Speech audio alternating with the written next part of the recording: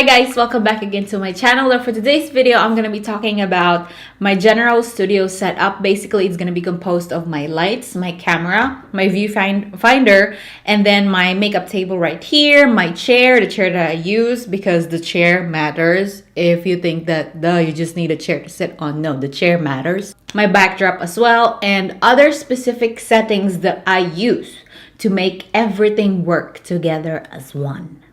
Now I know this video has been requested ever since the world began, and ever since I started YouTube, a lot of people would ask me, what lights do you use, what camera do you use, what app do you use, what this do you use, this and blah blah blah, all about my studio setup and all about video making and filming. And I haven't made this video just because I know to myself that I haven't mastered it at that time and I was still struggling myself. So now I'm very sure of what I'm gonna share with you guys. It's just one of those things that takes a lot of time and a lot of effort. So yes, I wanted to make it easier for you guys out there, especially for beginners.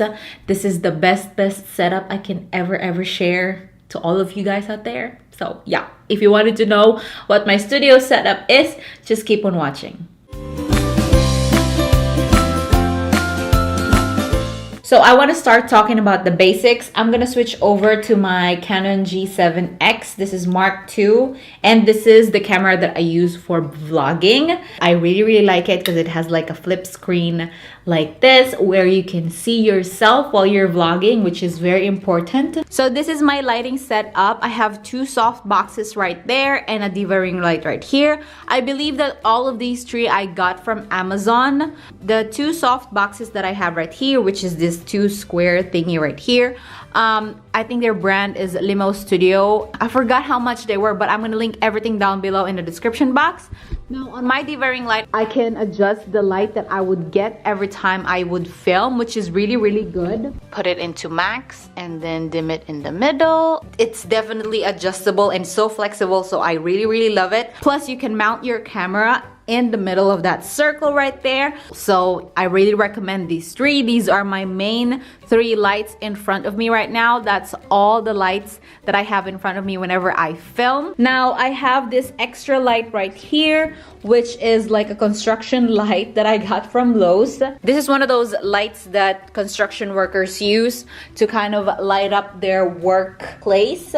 So I kind of have it on top of my makeup stuff, but I used to put it on the chair. The chair is outside my house. But anyway, this just gives my backdrop a good effect on the center because it gives like a very nice lighting on the center, which gives like a beautiful effect on my videos. So that is my lighting setup. Basically, I have three major lights, huge lights that I use in front of me, and one little one at my back. So if you would think about it, it's really hot in here whenever I sit down and film because all these lights are hot. I'm telling you, let's get that real. It's very hot, and I cannot turn on my fan in here because the fan just destroys my audio and I hate it, even though I have my microphone as close to me as possible.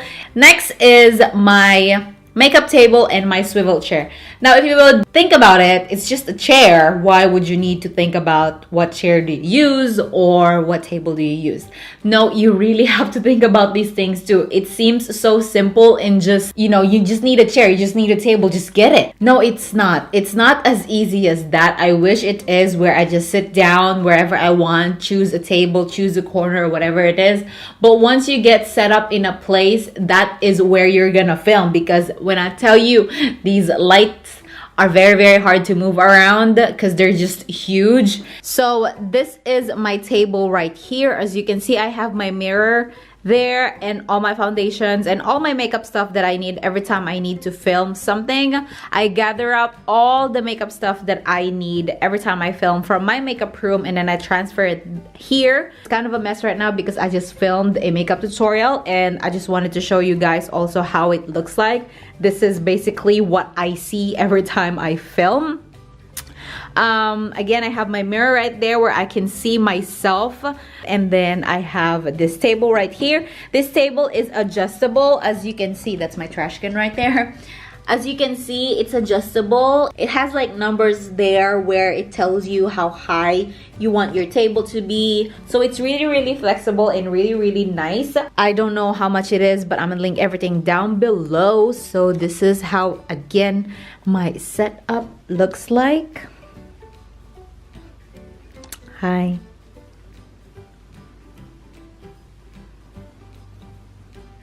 Now for the chair, this chair I don't recommend just because it's an expensive chair.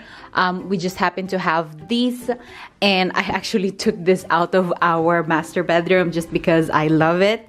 It's adjustable. It's one of those swivel chair where you can move around and adjust the height of it. So I recommend a swivel chair like this that adjusts their height as whatever pleases you, because it's really flexible and it's really convenient, especially again when I start focusing myself, when I need to get that close-up look on the eye look that I'm trying to show you guys. It's really hard to adjust the camera all the time based on your chair. So you, as much as possible, I don't recommend you moving your camera a lot.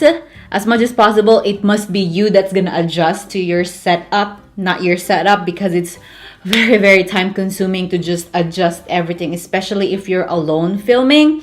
So that's why I recommend this table and I recommend this chair. Now the table, I have it on a height where it's perfect, where everything that I have on top of it cannot be seen on the screen and on the camera. So next thing that we're gonna be talking about is my backdrop. Now my backdrop is made by my loving husband. I got the idea from Mr. Kate. So this is my backdrop right here. As you can tell, it's not as fancy as it looks on the screen, but I tried to make it very effective on the screen as much as possible because these fabrics are cheap. I mean, I got this from Joann's store, and these are just basically sequined fabric, and it comes in different colors. I got blue right here, I got silver, I got a duochrome red and black, and then I got a black one. This is one set right here, as you can see. I have two fabrics back to back. So whenever I'm feeling silver or whenever I'm feeling blue, I'll just flip it over, and then I would have a silver backdrop or the red backdrop or the black backdrop. It depends on me. And the ropes as well are sandwiched in between these two woods right here. And the fabric, I glued it first with glue gun, and then that's when my husband put the ropes in and then put the wood on top and then screwed it. This is basically how my DIY backdrop is. Again, my husband made this for me, and this idea I got from Mr. Kate.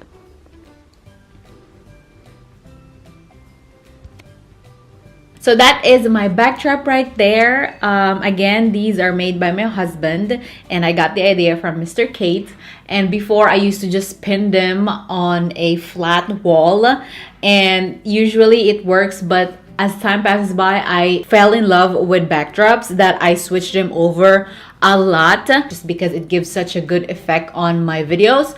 So the more I pin holes on the wall, the more space I lose on where I can pin them, and the backdrop needs to be in a certain position, in a certain spot, in a certain angle, because I don't like to move my camera and my lighting setup as much as possible because they're just really tough to move around. I recommend this style right here, and if you would like to see a video of me showing you guys how to create this DIY backdrops right here, hanging backdrops right here, I would definitely show you guys. I will make another set, I think, because I have two other fabrics that needs to be sandwiched and hanged in here.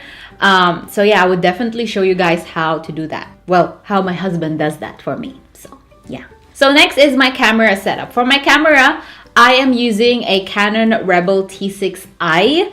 I'm gonna let it float right here on pictures so you guys can see.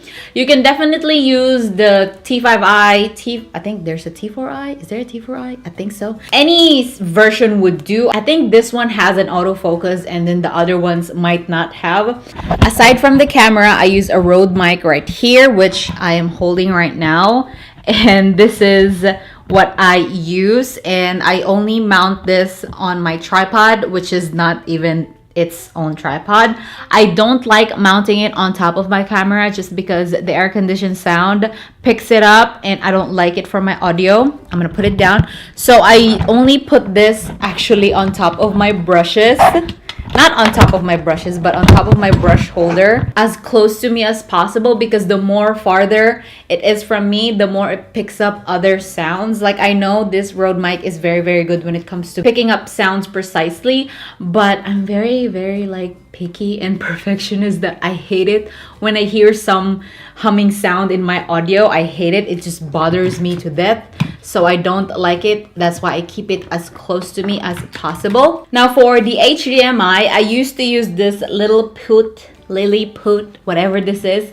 I got it from B&H and I used to love it. But the only thing that I have as a problem for this one is it's just a viewfinder. It's helpful in that sense where you can see yourself in a bigger screen, but it doesn't have the settings, the app that I use to make everything work, which I'm gonna get through in a bit. But if you have a laptop at home, I definitely recommend you using your laptop instead of those little monitors, and unless you would get those expensive Asus monitors that other big YouTubers use because they can afford it.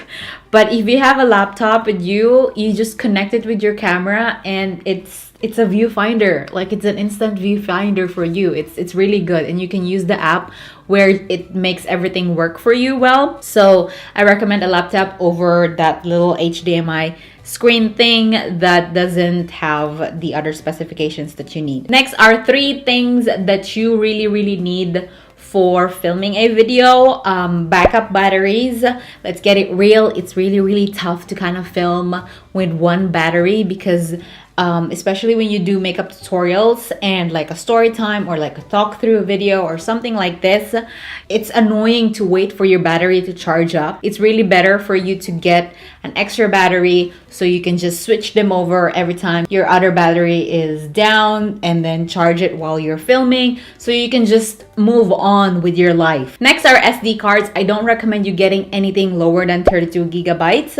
Now the SD cards that I use are 64 gigabytes, something along those lines, because it holds up much more memory, and then it takes longer videos. And the 32 one, I only use that for short videos like BoxyCharm and things, but the 64 one, I use that for vlogging, makeup tutorials, and other things where I know I'm gonna be filming a lot and I don't want to stop in the middle just because I need to transfer the videos that I just took to my backup system and then go back again here and start filming. It just destroys my whole environment and just destroys my day basically. Next is the backup system. I have my backup system downstairs, but it's basically like a little square backup where you store all your videos that you made. You definitely don't want them just hanging in there in your computer because it's gonna take up all the memories of your computer. You need a backup system. I mean, it's worth it. It lasts you forever and you can store a lot of things. When I tell you a lot of things in there, you can store a lot of things in there. So the last thing that we're going to be talking about is my Canon EOS utility app that I use to just adjust everything and make all my setup work as one. So I told you a while ago, this is the best thing next to sliced bread, okay? It's the life savior when it comes to filming videos, especially if you are alone and you don't have a help.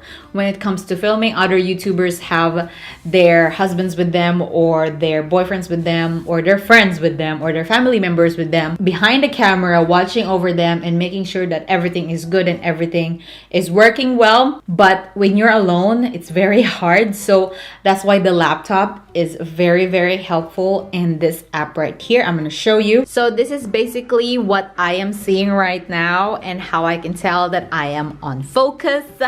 I am on the spot when it comes to my colors, and I look like a human. I don't look like a blue or a green or a pink or a red alien that is talking in front of the camera. So what do you need is a Canon EOS utility that you can definitely download from the Canon website, and it's free as long as you have a Canon camera, because you need a serial number for you to have this, because basically you're not gonna be needing this if you don't have a Canon camera. So first thing that you're gonna see, something like this.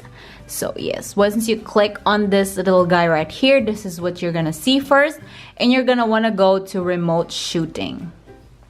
Once you get that, this is what you're gonna get. Again, I have an EOS Rebel T6i, so that is what is showing right now. And then I'm gonna click on the live shoot mode. And that is where I see myself as a goddess. So this is the viewfinder basically, and plus the other settings that are really, really nice and good. So right now I have my camera on autofocus. Make sure that it's in autofocus, and then you want to go here, face detection, and then make sure that that is what you have chosen. You definitely want the camera to be focusing on your face, not on your hair, not on your backdrop, not anywhere but on your face. Okay, see that? It turned green because it's saying that yes, you are on focus, girl. That is where we're gonna focus, is in your face only, and that alone helps you to be separated from your backdrop, because if you get mixed up with your backdrop, you're gonna turn blue, you're gonna turn green, you're gonna turn pink, you're gonna turn yellow, you're gonna turn into an alien girl on your camera. Next thing is you're gonna go to the little thing that you first saw, this little thing right here, and then for this we're gonna start to adjust this little guy right here. Now this little thing right here adjusts the amount of light that you get. If I go -1, my face gets darker, my setup gets darker, and it's not cute, I am telling you. So the more you go to the -1, the darker it gets, but I like to put it somewhere where it's kind of like almost to 1. As you can see, it's in the first dot. But the more you zoom in yourself, the more lights you're gonna need, so you're gonna have to adjust this as you go through if you zoom in and out. Next is for the shooting menu. The shooting menu, you need to have the picture style in Faithful. That is what I recommend. It's really, really good.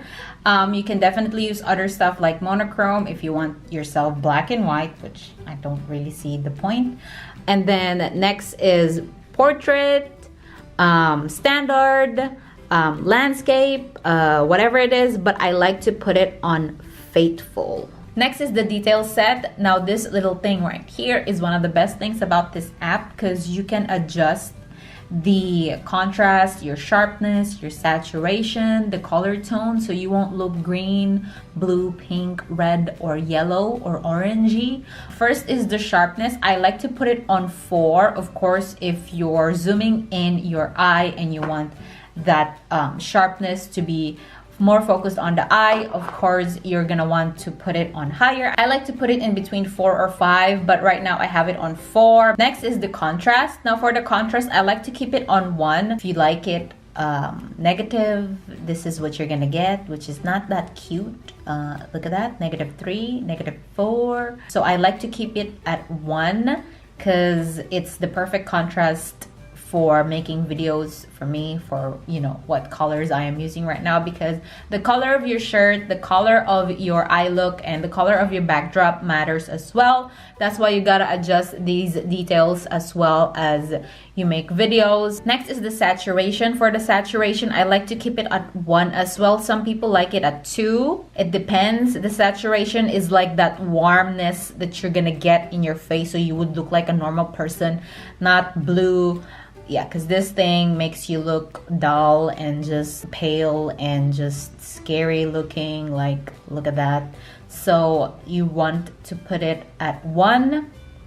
See that? Next is the color tone. I really don't mess with the color tone. I like to keep it at 0 as is in the middle. The more you go negative, the more pink you're gonna go. Look at that. Look at that. I look like I'm having a fever. You don't want to look sickly now, because the farther you go on the positive side, the more greener you're gonna get. Because look at that. So I like to keep it in the middle. That's why I don't really mess with the color tone as much. But then again, you gotta adjust these things. Depends on your backdrop, on the shirt that you're wearing, and everything else. So that is me. Sharpness is at 4, contrast is at 1, saturation is at 1, and the color tone is in the middle, which is 0. So I just click return.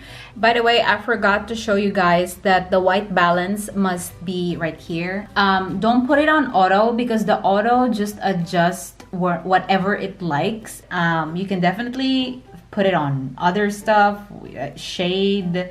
Look at me, I look yellow. You can put it on cloudy. You can see the effects that it's giving you right now. Every time you switch it over, fluorescent, and it's just not cute. So daylight is what I recommend. So last but not the least, the app that I use to edit my videos, the videos that I filmed here, I edit them with iMovie before. Now the iMovie comes free on any Apple product, MacBook, whether that's a desktop. It even comes on phones. And then once I kind of got a hang of the iMovie, that's when I decided to buy the Final Cut Pro, which what I am using right now. I'm gonna show you guys how the Final Cut Pro works. Now I'm gonna click this little thing right here, since this is what I'm using at the moment. And then once this pops out, you're gonna wanna click this downward arrow right here to import what you're gonna be editing from your backup. This is the backup that I was talking about a while ago. Click on that and click on whatever video you're gonna import, and then just say import. And then after that, it's gonna start importing. And then once that circle finishes, that means you can start editing at that moment, because everything is imported in here. And then once you finish editing, you're gonna wanna save. You're gonna click this little thing right here that's saying share, but you want your thing to be on the master file default. That is where you wanna click. It's the same thing with iMovie. You wanna go to the settings first, because you want to keep this file as small as can be. So automatically, I think it'll take you to the Apple ProRes 4444XQ, which is insane when it comes to memory. So it's gonna take up a lot of your gigabytes when it comes to your space that you have in your computer. So you definitely want to go to this one right here that says H264. I'm gonna show you the difference. If you're gonna put this on the Apple ProRes, you're gonna see that it's 30.8 gigabytes, which is insane. You're gonna take forever to upload this thing. So you definitely wanna choose this one right here, because look at the difference. Then it goes down to 1.38.